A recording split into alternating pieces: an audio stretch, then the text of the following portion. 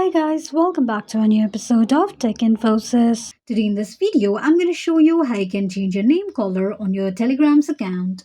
Keep watching the video till the end.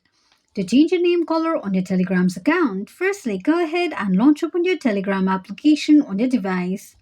The home page of Telegram application will be displayed on the screen. From the home page, tap on Profile option at the bottom right corner of the page. Tap on Settings option. You will end up on the settings page of your Telegram's account.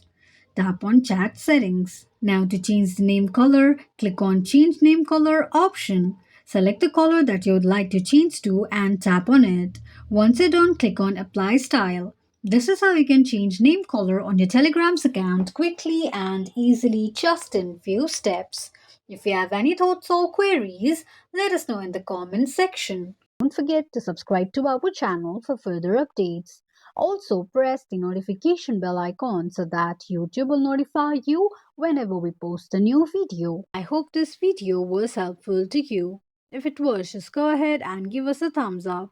Feel free to comment down any suggestions or improvements to be made to our channel by commenting on the comment box.